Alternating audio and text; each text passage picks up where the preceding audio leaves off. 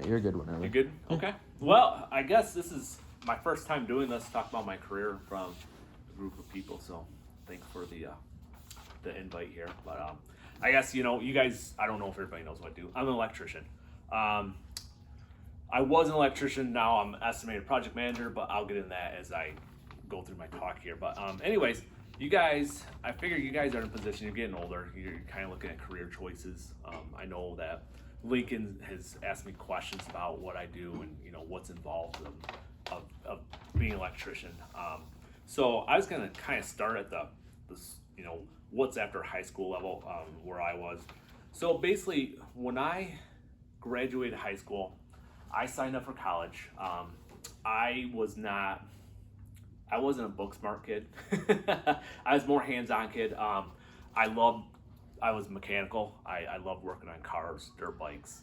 I grew up just from my dad wrenching on stuff that I was better with my hands than in my head. So not saying I wasn't, I was academically, I did pretty good, but it wasn't my forte. So my grandfather was an electrician. When I think I was 15 or 16 years old, he bought some property and he liked building houses. He was retired, so he retired at the time as an electrician. So I helped build the house with him. So he kind of taught me the basic circuits of wiring, so on and so forth. And he said, "Hey, when you turn 18, we'll sign you up at the hall." So what I mean by hall, the Union Hall is out of here, of 948's Union Hall out of Flint here. That's where the guys organize in this area as union employee electricians. So I said, "Awesome, that sounds great." And I didn't have any questions after that. So during high school, I took some classes through GISD. It was the skill center.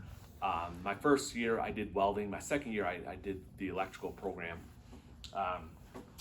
The electrical program was great. It taught you a lot of code, a lot of hands-on basic circuitry, a lot of the basics to actually get you really caught up as a first-year apprentice in the program.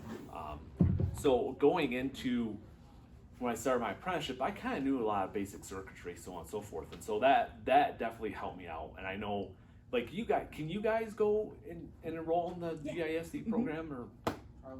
Yeah, you can. So their electrical program is really good. Just FYI, we were able to. The construction class was able to build a house, and then we went in and wired it right there on site. So that was a pretty cool experience for us. So what I would like to do is, once you decide, hey, I like getting skilled trades, become an electrician. Now there's two ways you can go. You can go sign up at the Union Hall as an apprentice, or do what I did. I took my apprenticeship through a non-union company in Troy here. So the schooling requirements, you can get into a couple programs here at the local union. One is the Inside Apprenticeship Program. The second one is what they call a CECW program. That CECW program is called Construction Electrician Construction Worker Program. That is a 7-year program, where the Inside Apprenticeship is a 5-year program. The 5-year program, you take your apprenticeship, you take classes during the day. So you work 4 days out of the week. One of the days you're absent during the day, you don't get paid, okay?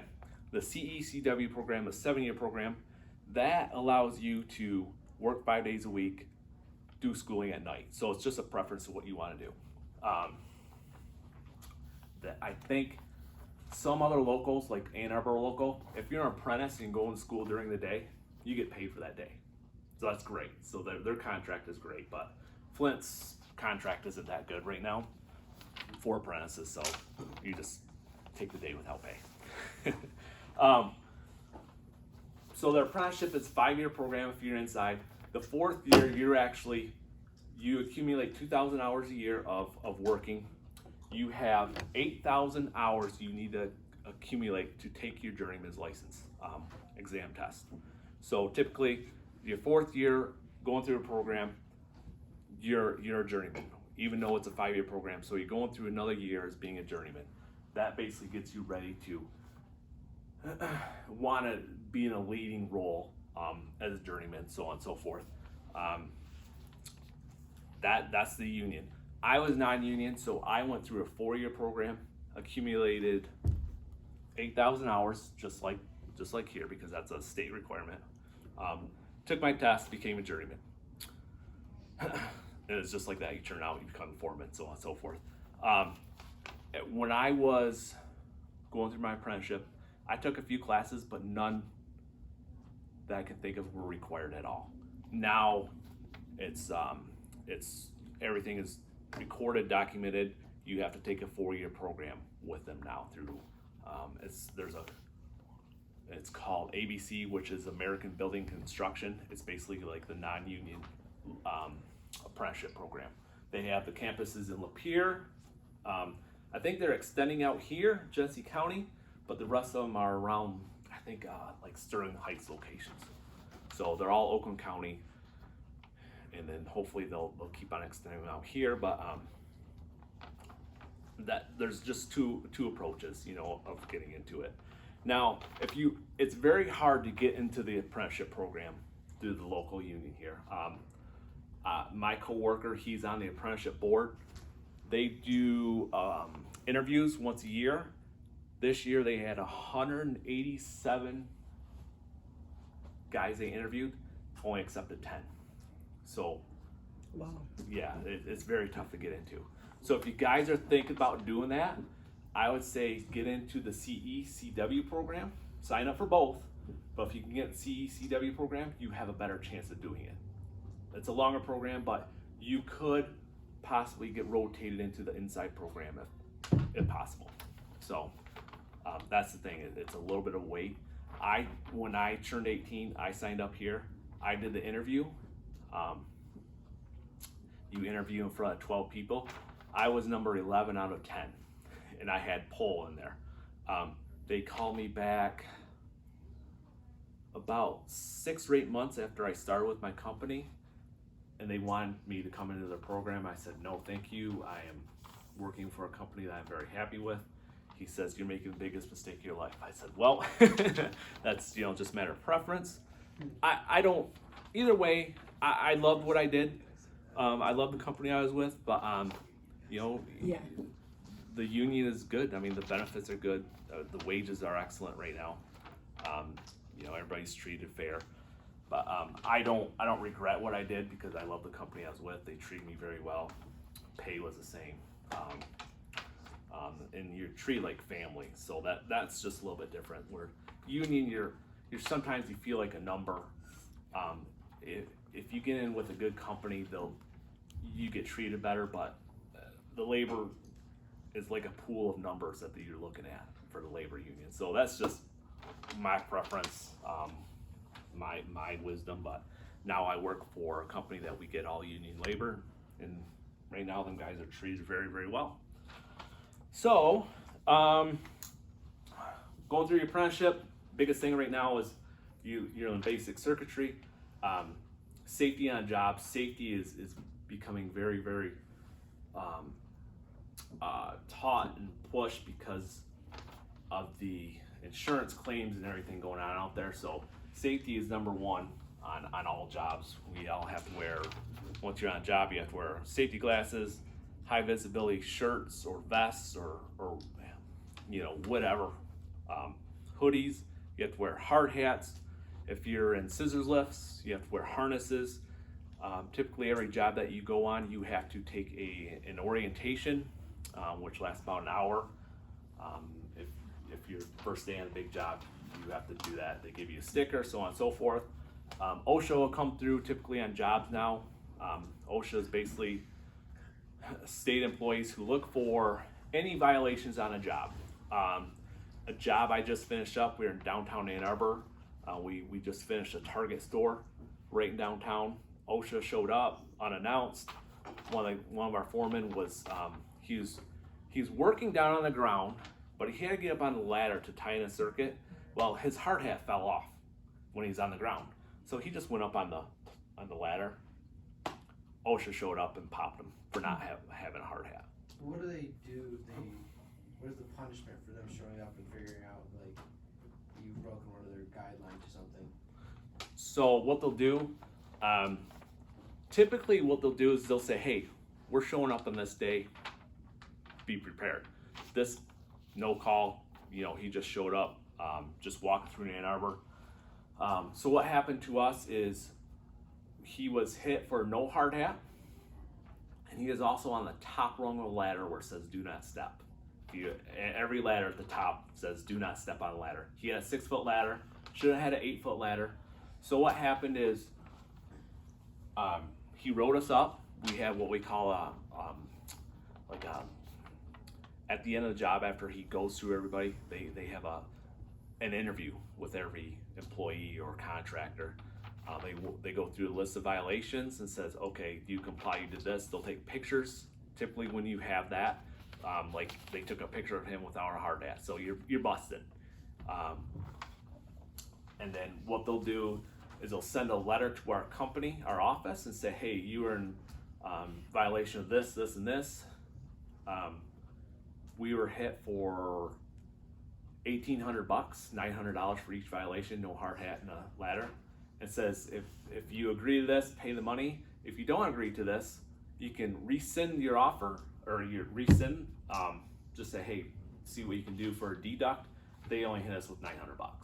So that's basically it's just a money thing. Yeah. Okay, but like I said, safety is very, very important. So you're basically paying off people to not fire your employees? Not necessarily that, but So we have to keep up a safety record on Well, every yeah, job. for sure. Does OSHA get the money, or where does it go to? Yeah, OSHA does. OSHA does. So, like, typically, we had an injury on a job. We were working we do a lot of work for Myers. Myers is our go-to. We do a lot of new builds. We do the remodels on Myers. We had a gentleman. He tripped on a piece of wood, basically. He hurt his shoulder. It cost my company $250,000.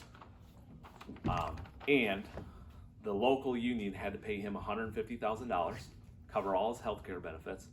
But our insurance, just our insurance that we keep, was raised. So once that happens, our insurance gets raised. We have a rating that our company goes by, that's called EMR. If that keeps on escalating, we can't do certain work with certain contractors. So just one of those, it will raise you by a point or so on your EMR rating. So it's detrimental. One little accident can do that. And it lasted 2 years for him to be, once there was a claim to once he was off the books on the claim. So it's 2 years, $250,000 just from my company paying that. So it's just not a little cut, or it could be very, very detrimental. And I'm assuming the injury probably wasn't life-threatening, was it? So No, it would have been much not at worse all. if it was like like someone lost a limb or something. Right. That's just a little, what we call a minor injury. So, like I say, they push safety more than anything. We teach our guys, don't be in a hurry, don't rush the job. Err on the side of caution. Always err on the side of caution. Even a job I have going on right now, we have rain coming in the building. The floor is slippery. Somebody could just slip, and there you go. There's an injury accident right there. So it happens more often than what you think, but it's very, very important to push safety on guys. Some guys, like I say, are in lifts. You have to wear harnesses. Typically, most guys in the field aren't afraid of heights. Some guys are, but the guys who are afraid of heights don't do very well. But you have to give them other jobs to do, so on and so forth. So we have we have electricians. Basically, you have classifications: residential, commercial, industrial, and there's control wiring. Okay, residential is your basic, houses, so on and so forth. That's kind of like your grounds where you start from. Commercial, industrial is typically what most contractors are doing right now. Commercial is anything from stores, banks, so on and so forth, churches. Industrial, we're doing large large distribution centers. I'm working on one right now down in Oakland County. It's a 700,000 square foot building that Walmart is buying, because the biggest thing is right now is Amazon is pushing distribution centers are everywhere, so they can keep all their merchandise local and just go out and deliver them everywhere. So they're popping up everywhere. You'll see huge buildings alongside of highways going on, and that's the biggest push right now, industrial wise. It's just getting your products there quick, fast as possible. With that being said, as they're pushing all this, bulk stuff and large buildings, they're also pushing electric vehicles a lot. Right now, we're seeing a trend. I'm working on a job right now, going in next week, that MTA, who's a huge company for transportation, they have these programs that they take people to doctor's appointments, so on and so forth, called Ride to Wellness. Well, now they're going to electric vehicles. So the big push is EV, electric vehicles. Now they're going to have electric vehicle semis coming out pretty soon. So when we talk about infrastructure, think about this. You don't, like in your neighborhoods, we have, I don't know, let's say 5 electric vehicles. In the next 10 to 15 years, everybody's going to probably have, or every other person's going to have electric vehicles, is what I see going on right now. So the trend is, let's say you have to charge those electric vehicles. Well, it takes electricity to charge their vehicles. And let's say everybody has a vehicle that they're charging. All that energy is needed.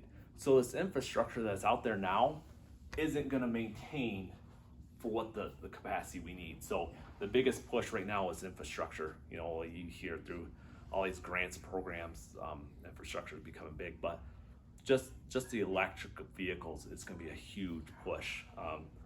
With going to semis, so on and so forth. I mean, that's a lot. If every distribution center has electric vehicles and semis, I mean that's a huge. Yeah, I mean that's. Amazon. Yeah, Amazon, they're pushing the EV. I think Amazon's, they want to be EV by, like, let's say 2025 or something. But They're going for really. They're trying to do it really. They're fast. trying to be the first ones there to go all EV. I'm sure they will be though, because they're getting there. Yeah, I mean they're already going there. Meyer, we already did some of their trucks their semis are EV, but it's just the thing is, the infrastructure just isn't there to support all that's needed. So there's going to be a lot of work and just utility work going on out there. I mean, it's going to be huge. You're going to have megawatts coming out. I don't know where they're going to get it from, either wind, solar, whatever, but they're going to be pushing this really, really hard. So there's going to be a lot of lineman positions out there with Consumers Energy or DTE Energy. Their apprenticeships are great. The only thing, you're working outside all the time. But you're on storm duty. I mean, you get a storm duty call, you're in double time, triple time. As soon as it starts raining, you're on triple time. I mean, it's Big money. Oh, and their pensions are incredible. So it's not a bad job. You're just outside all the time. So just FYI. Not to start another huge conversation, but as far as like electrical vehicles and Tesla and all this stuff pushing, what is your stance on stuff like that, like the push towards all electric? You're making talk politics. I mean, I think it's. Again, I don't want to start a huge. No, conversation, no, just kind of curious. I think it's good. I mean, it's definitely trending towards that way. I just don't know how they're going to maintain it with the infrastructure that's out there. I mean, great. I think in Michigan it's going to be tough because the cold season comes upon us, and you don't get as much of a charge as you would at some other states out here. So I don't think those numbers, with the battery and your use is correct for Michigan. I think it's gonna be like a problem with the batteries going bad. I do. Not to mention the emissions from making the batteries. Yeah. Plus, it takes a lot of energy to charge them. That's the thing. I mean, these charging circuits are in the summers huge. on the hot days. They're already having outages because the power Yeah. can't keep up. Well, like this MTA program, they're doing all solar canopies that the cars are gonna be stored under. So that's gonna give them a little bit more energy back on their grid. But like I say, wind, solar. There's only so much solar. I mean, you have solar panels. I mean, on a cloudy It day. takes a lot to just do our house. Like all Yeah. those, that's just for our house and Yeah. like the incubator and stuff. Yeah. So just think about this. You have, let's say, 100-car fleet. And you have solar panels. I mean, that's a lot of energy. Like that trying needs to to run be that produced. to a neighborhood with, like you said, even just half the occupants have electric cars. Yeah, it's tough. So what I think they're going to do is they're going to push solar on houses, huge incentives on that. But in Michigan, it's tough, and the winter, the grid is just going to be inundated. The snow said if you get even a light thing of snow on it, they don't really do anything. Yeah. So I think that the technology is getting better, but we need better technology quicker. Right. Is what I see going on. The infrastructure needs to keep up. Yeah, And it's yeah. not. So there's gonna be a big push for infrastructure coming up here. I mean, just in energy Do you know who alone. is like making those vehicles for those like the bigger trucks? You said Meyer's trying to upgrade their fleet, and then Amazon. Do you know like what company's actually making those? So the big three are Chrysler. Amazon has a lot of Chrysler vehicles. I don't know like Meyer what their fleet trucks are. When I do a site visit out there, I'll see what they are, who makes them. But there's a lot of new EV companies coming out there in manufacturing. There's one in Tennessee, I forget what they're called, but they're a huge EV company that I never heard of that are producing cars, trucks. So you're gonna see that more often. You'd be like, what is that vehicle? I have no idea, but all these new EV companies are coming out too. So that's one thing that's nice is all these manufacturing companies come out. Well, what the new corporations and new buildings, you need electricity. So that's job security, So I kind of hit on residential, commercial, industrial. I was commercial industrial. I loved industrial. I worked in the plastics industry for a while. I was with my old company for 20 years. And that's when I decided, okay, at that point, I was kind of getting bored of me working in the field with my tools. I'm old. I'm getting older. My bones hurt.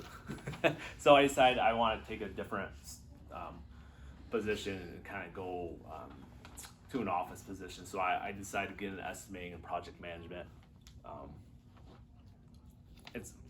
Not everybody wants to do it. Other guys have been in the field. There's some guys who are 60, 70 years old still working in the field, which is great.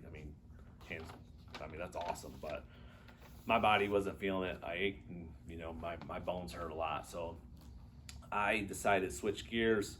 I started with a new company a few years ago. Now I push a pencil and, I have my iPad instead of my tools now. With estimating, now I get a job, take the job off, and, put all the pricing together. And now I work between the general contractors and the guys in the field working on the job. Our foremen are really good. So my stress is a different stress. It's not on the job stress, it's dealing with this and that.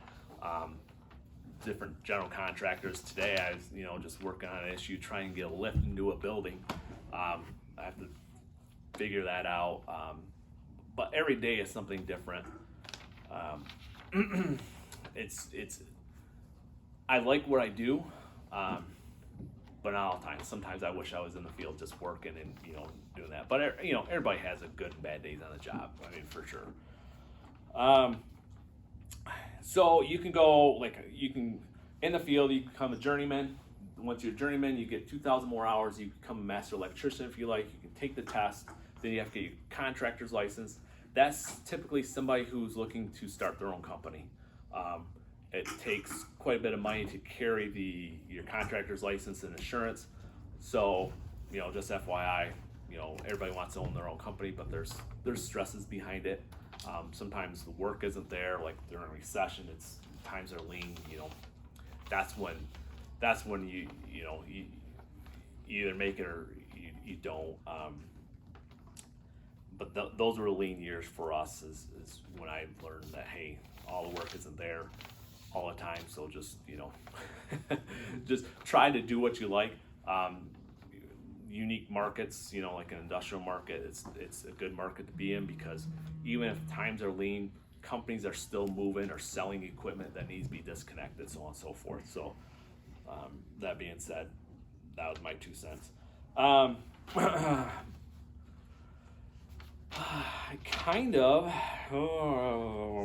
just have a few key notes. but basically right now we have a few jobs going on. Some of the jobs that I'm working on right now is, like I said, a distribution center. It's a 700,000 square foot facility in Oakland County. I just finished up a Target store in Ann Arbor, which is really cool. Yeah, it's right downtown the State Theater, which has a lot of lighting. You know, like Target loves their lighting and everything. So cool little jobs. Right now I'm working at the for the city of Flint at the water pump station. It's kind of where it's where they figured out the issue with all the back in the water crisis was the original building that I started at. So now they're doing what they call a rehabilitation project that I'm working on right now. So I do a little bit of everything. Every job is unique in its own way. Like I say, if you guys are interested, I can always take you out for a day, go to different jobs, take you on site tours. You know, the general contractors love it, you know, when young people are inspired and want to tour a job.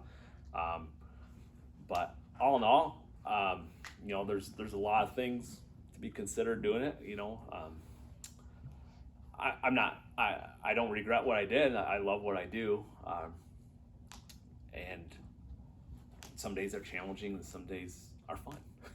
Like yesterday I went pheasant shooting and clay pigeons during the day because we were invited.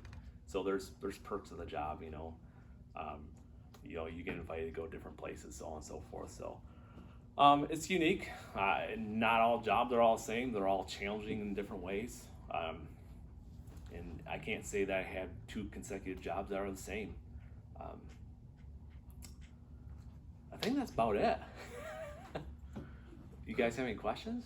How so you're saying in the future, I think your estimate of about every other household, or it's probably a pretty good estimate to have every other household having at least one electric vehicle. Mm-hmm. What do you think? So our infrastructure's got to grow to be able to support that. What do you think we're at percentage-wise? If we need to be at 100% to support all those. Right now? What do you think we're at now? Like what? Under 20. So we need to go more than 5 times. Yeah, you can think about this.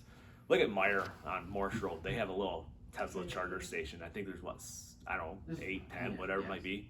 8 or 10, yeah. You're gonna need that everywhere. Yeah. And there's its own substation for just the power for that.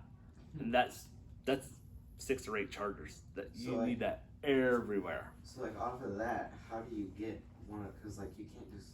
It wouldn't make sense if you own a car like that. You're gonna get the charger installed at your house somewhere. Obviously, I would think.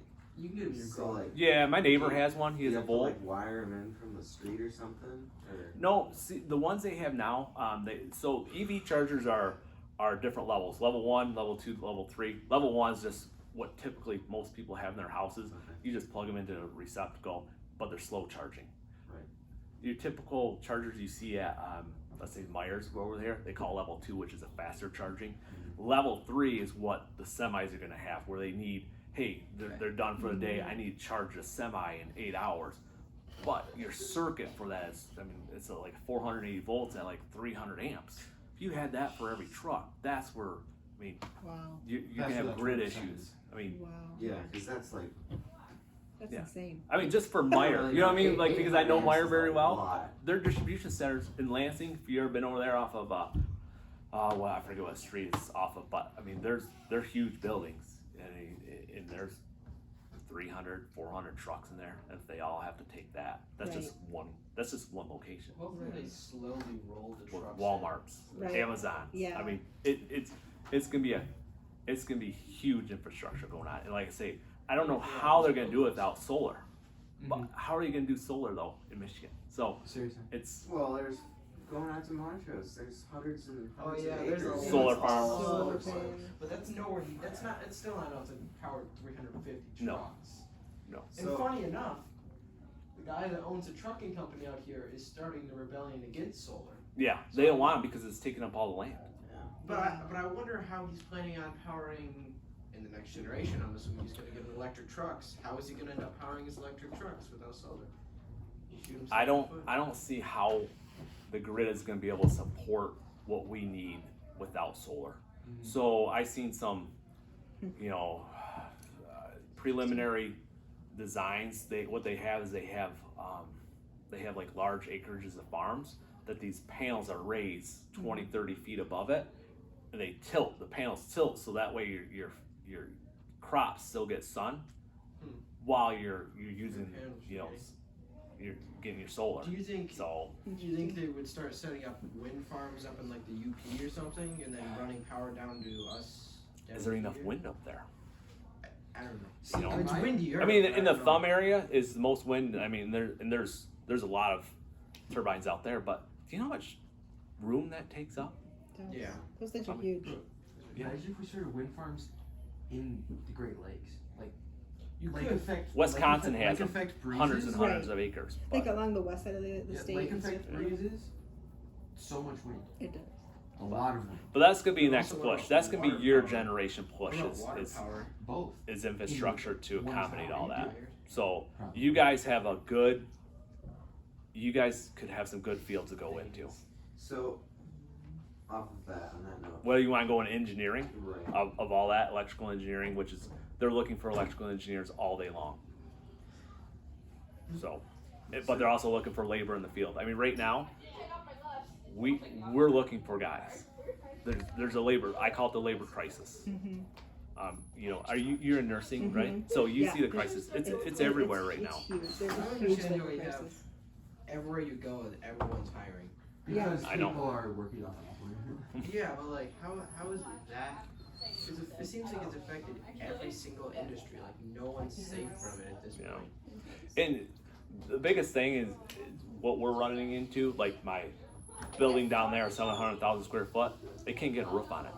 The roofing material isn't available. For So like 3 weeks, we've had these guys. Our roof has been half finished. Yeah. And we just have a dumpster sitting up. because of labor, right? Or Oh, are they because waiting on of They labor. materials? have way too many jobs and not enough Yeah. people to Yeah. cover. Yeah, that's all across the board. There's way too far behind. Right. So, If you you know, go general down- contractors are screaming at me, why don't you have enough guys on this job? Because we're scattered so thin. We can't Right. get the labor out there. Because you literally don't have the people. Yeah, yeah. Well, and a lot of it is like there was the huge baby boom, Mhm. and a lot of those guys are retiring now. Like that's what we're Yep. seeing is like all of that huge baby boom. Now they're retiring, and so there just isn't enough people to replace the amount of people who are retiring, especially in the Yeah, in the and trades. it's great. More So right people. there, Yeah. we have a guy who's Yeah. about ready to retire. Yeah. The union offered them, you work 300 more hours this year, we're going to give you another year of healthcare benefits. Right. So they're putting all these incentives in front of these guys to not retire right now. So it's actually like you get a lot of. So it's full scale bribery at this point. Basically, yeah. I mean, I mean, Which, that's, you benefit from It it. is, It's though. not illegal. I mean, you benefit. They're making huge benefits from it. yeah. I Sure. mean, like, Please think of stay. all of like the sign-on bonuses and stuff with people. I mean, it is bribery. It's like, please come to work. Yeah. We need I people mean, to and come not to in a work. bad way, but Yeah. it is. Yeah, I like, mean, it's like- that's what we're having to. What's the word? I can't think. Resort. Resort. Thank you. Yeah. Resort to. Yeah. Mhm. I can't It's- think. So Yeah, like, I mean, what there's- would I have a question. Yeah. What so like as an 18-year-old, if they were to go into an apprenticeship right after they graduated, what would what do they what would be the salary for them? So I think they start off like I think through the hall right now, I think they're starting them at like $18 an hour. Yeah. Plus benefits. Right. 2 times what I'm making now. So I Right. mean, Seriously, that's good literally money. is 2 times So that. journeymen right now are making like out of Flint local. I think journeymen right now, I think they make around $40 an hour on their check. Okay, on their check. That doesn't include your healthcare benefits or your pension. So keep in mind your pension is awesome to have. Is that? Yeah. Because these And guys, that's just like the. if the you retire from here, a full retirement pension, these guys are making right now with their annuity and everything, I think about $5,000 a month being retired. My grandfather 5,000 a retired year. from the Hall. He made more money retired than he did working. Yeah. So you have to think about that. That's something to definitely consider. And I mean, so right now GM got rid of pensions years and years ago. It's kind of they're trying to get rid of the pensions in some areas. Hopefully they don't. But I don't know what your generation will be like. But right now, it's not too shabby for the guys. I try to manage my own retirement just because I don't trust Yeah. people to mess with anything. Plus they have an annuity. A lot of these guys who are ready to retire, I think most of them have $500,000 to $800,000 in their annuity. So, So do you think I mean, that's not too shabby. You're living a good life on that. So do you think with like you said about our generation and this infrastructure and all that's going on, do you think that something along the line of what you do has a lot of potential? And like with the like the power grid upgrades that we're gonna need, these solar I mean, if things, he's and talking Solar, about yeah. tons do you think that there's a lot of anything. Potential? yeah Yeah, absolutely. I think, looking at just working on this MTA job, that's going to be the next push here. It's all EV. I mean, they're going to need somebody who can go in and just, the contractor can just go in who's well knowledge of it. That's the big push, is to be knowledgeable in solar and EV. You talking in space and back? That could be. I see that happening So without a doubt. here's my idea. We send satellites with enormous solar arrays into space with enormous and then have them lithium send batteries Bluetooth on battery board. back. No, Bluetooth power. It's So the one next way. one thing I did want to bring up, but I forgot to tell you, is back in the day when I started in the field, you looked at your blueprints, your drawings, so on and so forth, where you have like a big table laid out, so on and so forth. Now they don't have them. Everything's on iPad. We have internet connection to them, and everything is done via email. All your drawings are on here. Like this drawing it's basic drawing here of some pictures and everything, but everything is no paper. Everything is you can document this, edit everything, so on and so forth. The iPads were off the infrastructure as well. You need to double for that. So, And then what they're doing also now is called BIM coordination. So before you even start building a building like this, you have several you have duct work in here, you have plumbing, you have multiple types of trades going in this building. They model all this on 3D. So that way you can look at this whole building above the ceilings and know which lines are going everywhere, and coordination of the heights, routes, everything. So basically in the future, you're gonna be able to take a whole building off, like somebody's gonna have it pre-engineered with BIM, drop into your software program, and spit out a price in minutes. Where us right now, it takes like this, I don't know, a typical job will take us about 5 weeks to put a price to, depending on how big it is. Or not 5 weeks, 5 days, sorry. How many different ways would this building fail your inspections or whatever? This building is old, okay? It's wood structure. I mean, it's is it up old. to code at the moment? I mean, in retrospect, yes, but there's also some. Just like any building, there's violations anywhere. I mean, it's not uncommon, especially churches.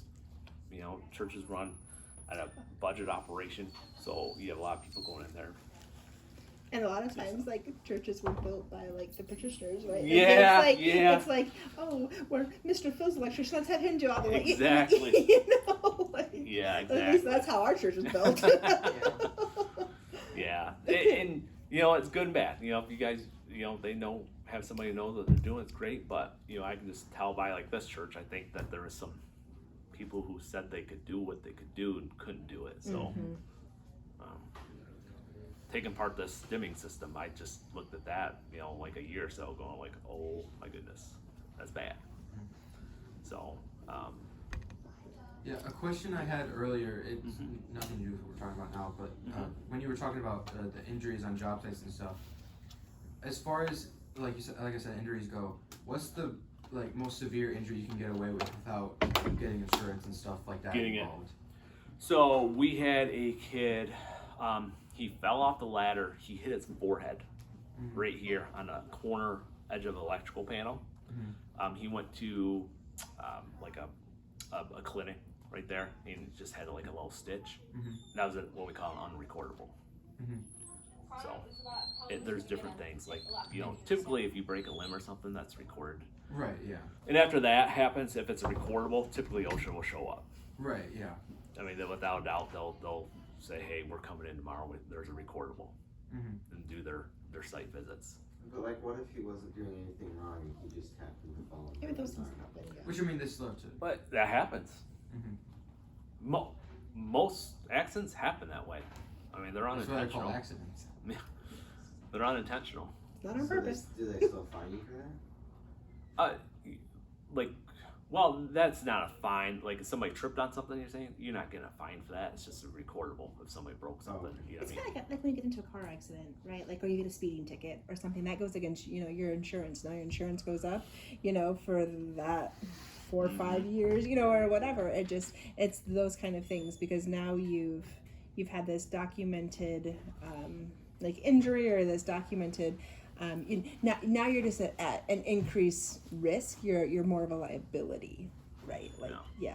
Yeah, especially like I said, now they want these guys who are about to retire work more. Well, guys who are about to retire, you gotta consider that they're older, they don't move as fast, more prone to injury. So that's exactly what happened to that guy who was on our records for 2 years. He was older, just fell. Okay, so I've been looking at engineering. What do you think about mechanical engineering versus electrical engineering, or both? I'm always on the side of electrical engineering. I wanted to do that. Actually was looking into another career of going into electrical design. It just didn't pay as much as what I do now. But I love it. I love the design work. I love doing what they call design.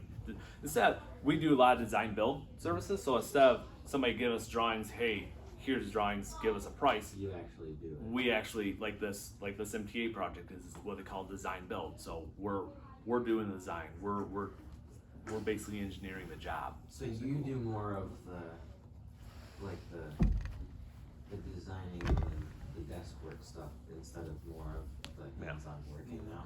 Yep. Okay. Yep. I don't work in the field anymore. So I'm a estimator, project manager. So what I do as a project manager is once I estimate the job, contract is awarded, I order all the materials, make sure everything is coming on time, so on and so forth, schedule with the jobs.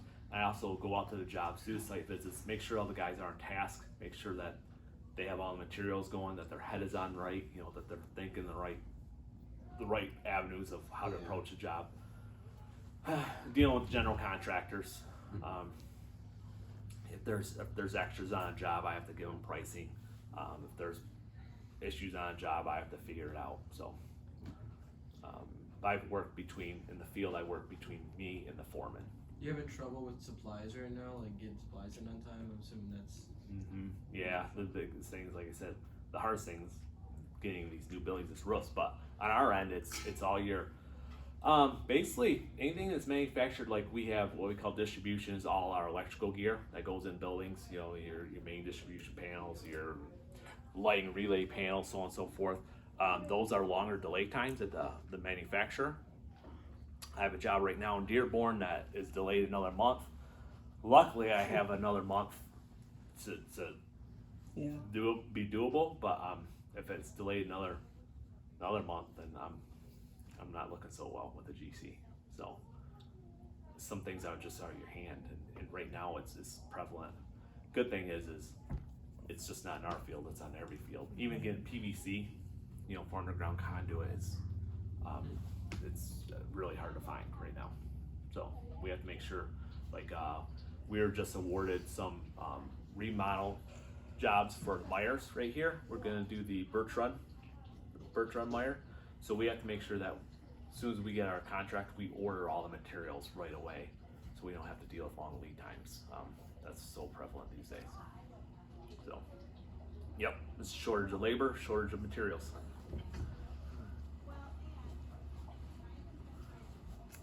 We just have an infrastructure that should be able to handle what people are dealing with. Like, I don't know, it seems like there's way less. So, Jeff, for like mechanical and electrical engineering, I mean, Mr. Abrams of mechanical engineering, he works with GM and cars. But I just that's his niche. He knows it very well. But electrical engineering, I deal with them all the time, and I like doing what they do. So I would definitely go towards that. So. Or even like a major and minor. Yeah. Oh yeah, that would. Yeah. It wouldn't hurt at all. Just to have like the knowledge. Mm-hmm. Definitely, Oh, even for if you sure. use it, it's on your resume. for sure. I wouldn't bat an eye at that. You need to be. Actually, recently I started an application to Kettering, Okay. and I actually think I put, They have a ski team. You can come shoot at my gun club if you get in Kettering for free. I actually, Sorry. I don't remember, I either put mechanical as a major and electrical as a minor, or the other way around, I don't Okay. remember, but those were the two that They'll pay for I your was looking at originally. Yeah, I can't go wrong with either of them. It's just a club. They get like You know, 3K. I always look. I get job notice applications, you know, from Amazon or Glassdoor or whatever. There's always mechanical engineers, electrical engineers wanted. I mean, every single day there's something going on. So it's not a bad field to get into. And you said there's a big demand even in what you do. Oh yeah, We're selling them for Yep. a good price. big demand. And like I say, that demand's going to be larger because of infrastructure. Yeah. Target load. Yeah. Yep. Yeah, That's that'll good. be. That's I gonna be a think- big push. Yeah. You're gonna hear infrastructure a lot more because Yeah. we're just not set up. We're not geared up. Nobody in the United States is geared up. I don't think so. Yep. Be a new wave. So you think, you say in like 15 years, we were talking about like every other house have at least an electric vehicle. Do you think it's going to become, then the next 15 years after that, you think it's going to need to be grown massively again? Because theoretically we go to 2 vehicles. Oh yeah. I mean, it's gonna be once you have one, you're gonna get another one. And that I think probably 10 to 15 years, you're not gonna see electric or gas vehicles. That's the push. I mean, I think. You know, Well, I mean, at this think rate, they're trying to- 2022 sounds like a date that I think Mr. Avram was talking about that they want to go to all EV. So 22? 2022, yeah, that it's not going to happen, but that's their goal. I'm not sure design wise, you know, I don't know where they're at, but I the big mean, like, push is that's that. wild. So What's his name? You've seen that robot? Never mind. That's so bad. I think, you know, once you get 2 vehicles, then they're going to say, hey, You got his- everybody wants things faster now, so they're going to want faster charging because, hey, I got to take the kids basketball, right? So I got to go home, plug it in for a little bit. You want that charger to charge quick. So your next houses, your sizes of your service are going to be larger. You're going to have solar panels on them. So it's definitely going to happen.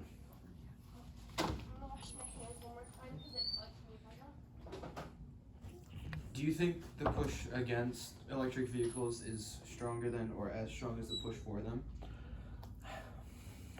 Only I hear it, but it's not as loud as what they're pushing for EV. I think it's just I see it more out here with the farming and everything. That they don't want solar farms.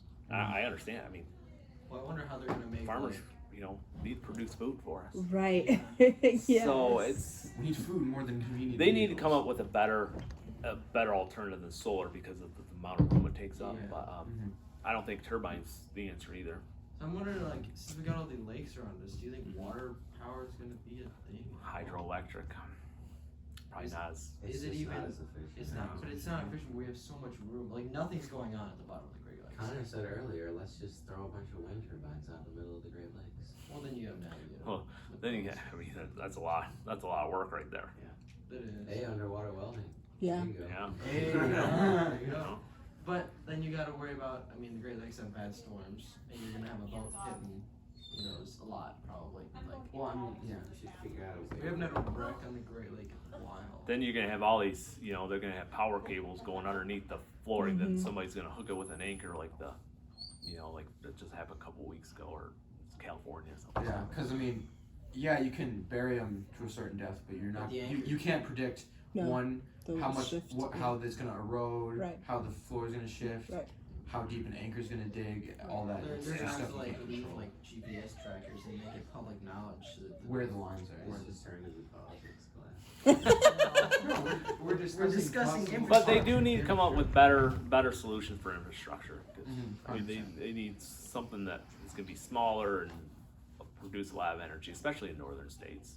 Or maybe they I should mean, make southern it states no big deal. so- You have a lot more Yeah, sun, yeah. south and west, but here, It's yeah, it's Nuclear, tough. that could be another Like, thing. yeah, it's Nuclear- dangerous, but like, reactors go for 25 years and they don't really do anything.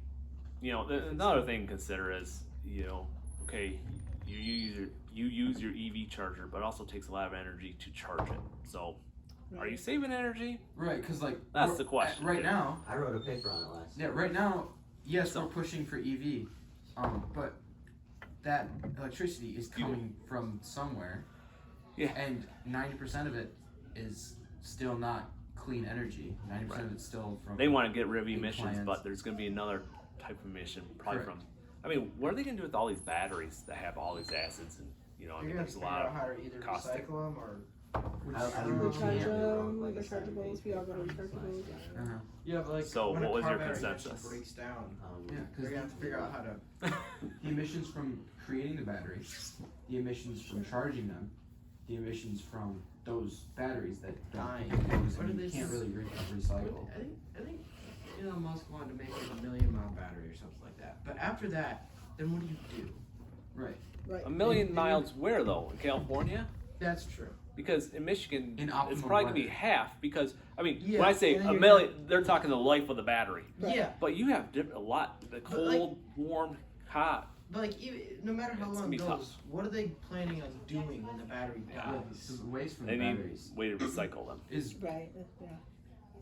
which Right. we don't at this point. Right We now, don't so build I work in a batteries. lot of industrial places. They have electric high-lows. So you go by those high-lows that are charging, they smell bad. Like that acid, just from Yeah. recharging all the time. It smells bad. It's caustic. I mean, it doesn't smell. It's not good for you. It's not good for anybody. But are you gonna have that in all the cars too? Eventually your acids, like any battery. You guys It breaks down. Yeah. tinkering around with batteries, What and do you we can see see. the lesser two evils and just say They gasoline drip. is actually more efficient? Well, I feel like up here It's just It's a lot of it depends on where you are. in the Yeah. UP especially. I mean, Oh, like yeah. it's cold. Yeah. Electric vehicles is And it- almost not an option. Even And- worse than the UP, Canada. Isn't Canada pushing for electric vehicles? But they're going to be even colder than we are. Mm-hmm. some. So, how are they going to deal? It's almost like, I mean, don't diesels have like almost a heater that keeps the engine Yeah. warm? Yeah, We- black we- heaters. We plug our. Do they? Engine block. Are they going to be able to develop something like that to keep the batteries at like? They would probably have Well, to, right? so diesel Yeah. trucks right now, most of them in the winter are plugged in over Mm-hmm. up and a large, trucking company. They plug just to in keep them. just to keep them so they'll start up. Mhm. But like you're saying, the hot cold batteries with our Mhm. fluctuation in temperature, they're gonna. It's gonna draw more power. Yeah. So that- just that's just FYI, one we more do thing to have a plug in. guy, one of my coworkers. He lives in the UP, so he's able to work remotely as well. Mm. But yeah, UP is not. It's not favorable conditions or anything. And at what point do we switch to other, like, I know electric trains are already a thing, but like, at what point is it spread out to I think all trains, starting to branch out to like airplanes? Yeah, that's Right, why I right. think you're gonna see Well, electric. You're gonna see well, electric trains, there's a everything. big- There's a Runs big off problem with airplanes because you can make propellers spin with electricity, but you can't make like a jet engine. Like you can't make the That's- bang of a jet engine. Well, I didn't know. Okay, so your let's say your RC planes. They Those- have like little turbines in them. yeah, Right. they have little turbines, But- but you like I don't know. It might be you doable. can't do a jet like that flame. So what I think is you're gonna see a jet with all solar PV panels on the whole wow. jet. Yeah, So that's that way kinda it's gonna cool, actually. recharge as it goes with. But the thing is that Ash and I were just talking about is But how would how they? about the battery weight? Well, what about that's- like when Yeah, the DI exactly. and stuff? I mean, Level lithium, passengers. lithium batteries are heavy. So they need to come out with new battery technology. But Yeah. I think like even your travel trailers, even I look at some boats have solar panels on 'em just for trickle charging the battery. So you're gonna see that, I think, but bigger. Yeah, they'll have to figure out a way to like to de-ice. How are they going I to know. like that? Yeah, Like, how there's a would they lot of fig- things to figure out. Yeah. There's so many Problem. what ifs and how do we do's with electrical That's why we need That's you, why all the you smart engineers. people. Yes. Yep. Come on, all Yeah, you that's brains. right. Yeah. Yes. You Think about brainiacs. So there's a lot of, I think there's a lot of good things coming out, and I think I think it's gonna be very interesting. Mhm. that takes the But, wind force and puts it back into the But then battery. again, with physics, is it taking as much wind force as you're pushing out? How much Correct. is it slowing you down? Right, because at that point you're taking that much more energy Yeah. to Pulling push it back out. to push that fan, just get it to spin, to put energy back in your battery. Infinite energy, Craig. That's what like I'm you saying. said, like the solar panels on it, just to constantly like that's Yeah, That's that's like a wind power on a plane. That's what I'm saying. Like, if you put small secondary Then- propellers somewhere on it to collect more power, are you gaining power or are you Right. losing power from the force of that drag and the force Yeah, of spinning? exactly. I don't know. That's- I don't know. you, Like, you Well, see all those, engineering like, need to be little done there, fake, Chuck. like Figure all those YouTube calculations free out. energy or Mm-hmm. infinite energy. You know, they like spin one thing and it self goes. That doesn't work. It's like it's fake, but like we almost need to develop a way. It doesn't. But physically, it can't work like that. Yeah. Like Yeah. with the law of, if you think about Friction, Friction. gravity, gravity and like any physics can't ever. make something out of it. Like there's always obviously mass stays the same. There's always the same amount of mass. So if you're flying a plane and your front propeller is spinning and you putting have out to have putting out a certain amount of power, and you got a propeller in the back, it's got to push that power back in the battery. Right. Isn't it going to take just as much drag and power to recharge that? Sure. At what point does it cancel out? Yeah, like will it cancel out if you're trying to recharge At the what same point- speed you're pushing out? Yeah, at what point does it not make a difference? Unless you made the one in the back more efficient, then you'd be. But that would also create more drag. No, I mean So- like a more efficient drivetrain back to recharging the battery in a less efficient. So purposely one set thing car. I want to That's, kind of We're getting it around. working in the field. But One that's- thing about I'm this saying is that's you not- do your work in the field for a day and you can leave. One thing about my job is you have this by you all the time, and it doesn't stop ringing even if you want a day off. So that's part of the job, you know. So I just for the how long I've been here now, I have 12 emails already and 8 texts. You've been here for An hour. an hour and 12. Yeah. So it never ends. I just got an email, Okay, it's oh wow. you know, I say it's been over an hour. folks, we're stuck. Somebody can't get a hold of DTE Energy to get some type of contract from them. So, you know, there's always something going on, you know. Right. Just So. looking at the infrastructure and seeing what it is. So say a couple of us wanted to like go, like you said, tour a day with you or Mhm. something. How would we do that? So, just get a hold of me, see how many guys want to do it. Depends on where you guys are at. We can meet someplace. We have some work in Lansing at the distribution centers. Most of my jobs are this area or south, so you know we just go for a day and go job. Jump jobs and stuff. Yeah. Just looking at a couple of sites. Yep. Interesting. We'll give you some hard hats, high vis. I would Safety really glasses. strongly encourage you guys to job shadow. I mean, like, and seriously, and a bunch of like, it's. I wish I would have did it more when I. Me too. Yeah, I really like, and a lot of corporations are more open to it. So if you are Yeah. thinking, you know, like when we go to buy a pair of jeans, okay, guys, you know, like inseam waist, get it, bag it, kill it. But otherwise, like you try it on. Right, like you try on your hoodie before you buy it. You try on your jeans before you dry it. Like this is your life. Yeah. Try it on. It's a big decision. You know, it's a big decision.